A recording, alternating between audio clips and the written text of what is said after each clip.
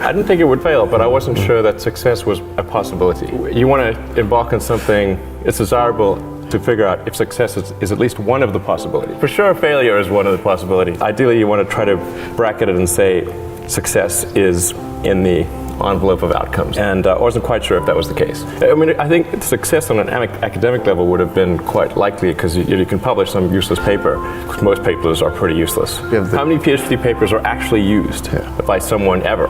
So it could have been one of those outcomes where you add some leaves to the tree of knowledge, and that leaf is, nope, it's not possible. I mean, it's actually kind of funny, like, you know, if you think of, like, what is education? Like, you're basically downloading data and algorithms into your brain. It's actually amazingly bad in conventional education, because, like, it shouldn't be like this huge chore. Like, the more you can gamify the process of learning, the better.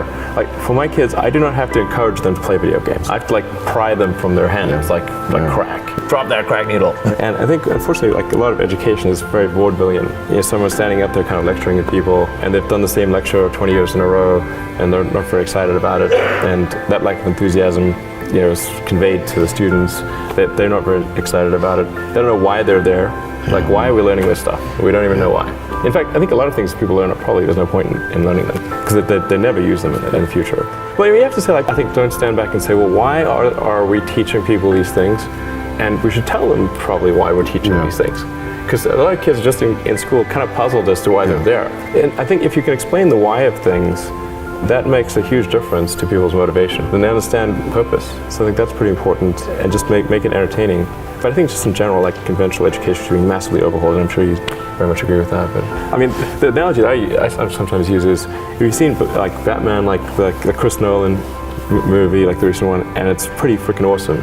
Incredible special effects, great script, multiple takes, amazing actors, great sound, and it's very engaging. But if you were to instead say, okay, that even if you had the same script, so at least it's the same script, and you said, okay, now that script, instead of having movies, we're going to have that script performed by the local town troupe. And so in every small town in America, if movies didn't exist, they would have to then recreate the Dark Knight, you know, with like home sewn costumes and, like, you know, jumping across the stage and not getting their lines quite right, and not really looking like, you know, the people in the movie.